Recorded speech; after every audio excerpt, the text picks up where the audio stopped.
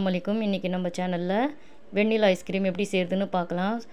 அதுவும் ரொம்ப ஈஸியாகவும் வீட்டில் இருக்கிற பொருள் வச்சு எப்படி செய்யலான்னு பார்க்கலாம். வீடியோ மட்டும் ஸ்கிப் பண்ணாமல் பாருங்கள். நான் ஒரு கப்பு பால் எடுத்திருக்கேன். நீங்கள் எந்த இதுலேயும் வேணாலும் அளந்துக்கலாம். டம்ளர் வச்சு கூட நீங்கள் அளந்துக்குங்க. எல்லாமே அந்த இதுலேயே எடுக்கணும். சர்க்கரை கூட எல்லாமே பாருங்கள். கொஞ்சம் நேரம் நல்லா சூடாகட்டும். உங்களுக்கு வேணும்னா இதுலேயே ஒரு 4 ஸ்பூன் பால் எடுத்துக்கோங்க. ஆனால் நான் தனியாக தான் எடுத்தேன் பால்.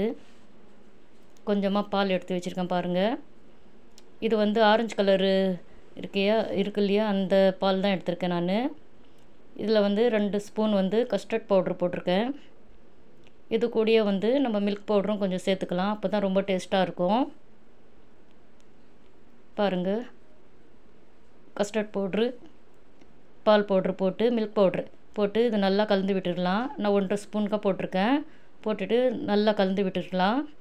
கலந்து விட்டுட்டு எடுத்து வச்சுருக்கோம் இல்லையா பால், நம்ம அந்த பாலில் இந்த ரெண்டுத்தையும் சேர்த்துக்கலாம். நம்ம கஸ்டர்ட் பவுடரும் மில்க் பவுடரும் சேர்த்துக்கலாம். நம்ம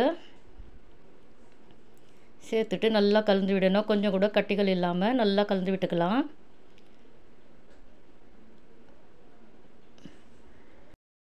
பாருங்கள், இது போல் நல்லா கலந்து விடணும். கலந்து விட்டுட்டு கொஞ்சம் கூட கட்டி இருக்கக்கூடாது. வீடியோ மட்டும் ஸ்கிப் பண்ணாமல் பாருங்கள். இப்போ நான் 1/2 கப் அளவுக்கு சர்க்கரை போடுறேன். போட்டுட்டு இன்னும் 2 ஸ்பூன் கூட நான் போட்டேன். நீங்கள் வேணும்னா எடுக்கிற அந்த பால் எடுத்தோம் இல்லையா, அந்த கப்லேயும் நீங்கள் அளந்து எடுத்துக்கலாம் 1/2 கப்பு அளவுக்கு. பாருங்கள், பால் நல்லா சூடாயிடுச்சு. இப்போ நம்ம கலந்து வச்சுருந்தோம் இல்லையா மில்க் பவுடரும் கஸ்டர்ட் பவுட்ரு ரெண்டும் போட்டு நல்லா இதில் கலந்து விட்டுடலாம். கொஞ்சம் கூட கட்டி இல்லாமல் கலந்து விடணும். கொஞ்சம் கொஞ்சமாக போட்டு கலந்து விட்டுட்டே இருக்கலாம். ஒரே மொத்தமாக நம்ம போட்டாலும் கட்டி பட்டுரும். அதனால் கெட்டி ஆகக்கூடாது. பாருங்கள், இது போல் நல்லா கலந்து விட்டுக்கலாம். கலந்து விட்டுட்டே இருக்கணும். ஏன்னா கஸ்டர்ட் பவுட்ரு போட்டிருக்கோம் இல்லையா, அடி பிடிச்சிடும். அதனால் கலந்து விட்டுட்டே இருக்கணும். நல்லா பாருங்கள், இது போல் நல்லா கலந்து விட்டுட்டே இருக்கணும். கொஞ்சமாக கெட்டி பட்டுருச்சு பாருங்கள். இன்னமும் கொஞ்சம் கெட்டிப்படணும். இது பாருங்கள், இது போல் ஸ்டவ்வை மட்டும் சிம்லேயே வைங்க. ரொம்ப அதிகமாகவே வச்சுடாதீங்க. சீக்கிரமாக அடி பிடிச்சிடும். அதனால் பாருங்கள், இது போல் நல்லா கலந்து விட்டுட்டே இருக்கணும். இது போல் நல்லா கலந்து விட்டுட பிறகு கொஞ்சம் நேரம் நம்ம ஆற வச்சுட்டு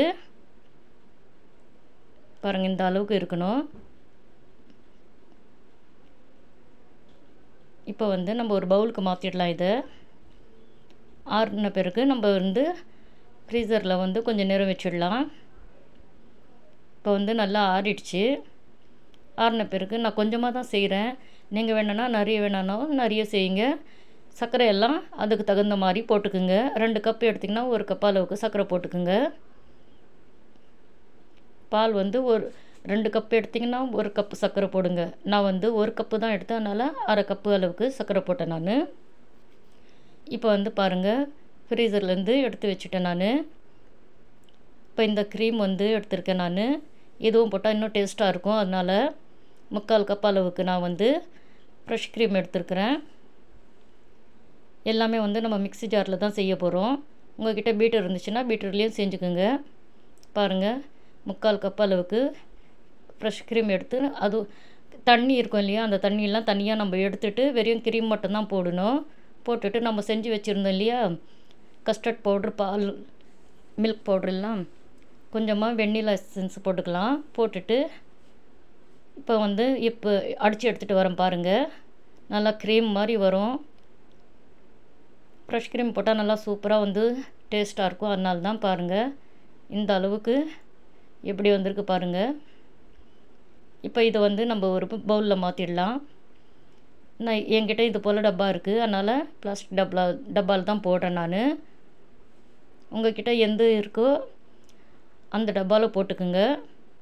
போட்டுட்டு நான் இது மேலே பால் கவர் இருக்கு இல்லையா, அது நல்லா கழுவி எடுத்து வச்சுருக்கேன்.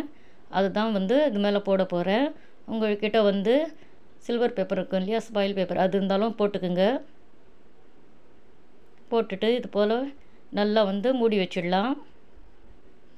காற்று போகாத மாதிரி இருக்கணும் டப்பா. அப்போ தான் நம்மளுக்கு ஐஸ்கிரீம் நல்லா சூப்பராக வரும்.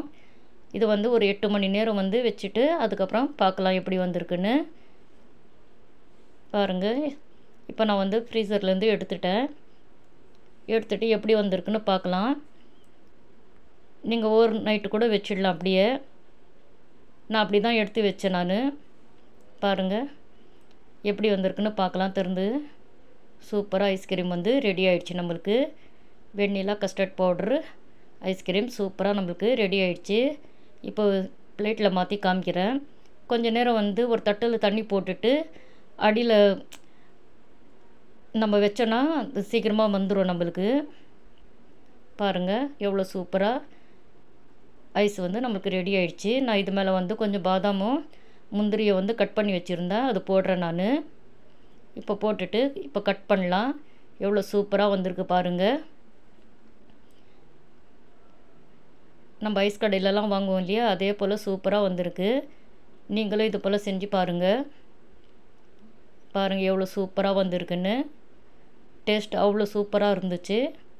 நீங்களும் இது போல் செஞ்சு பார்த்துட்டு எப்படி வந்திருக்குன்னு எனக்கு கமெண்ட்ஸில் சொல்லுங்கள். லைக் பண்ணுங்கள், ஷேர் பண்ணுங்கள், கமெண்ட் பண்ணுங்கள். மறக்காமல் சப்ஸ்கிரைப் பண்ணிக்கோங்க. பக்கத்தில் இருக்க பெல் ஆல் ஒன் கொடுத்தீங்கன்னா நம்ம போடுற வீடியோ உங்களுக்கு நோட்டிஃபிகேஷனாக வரும். தேங்க்யூ.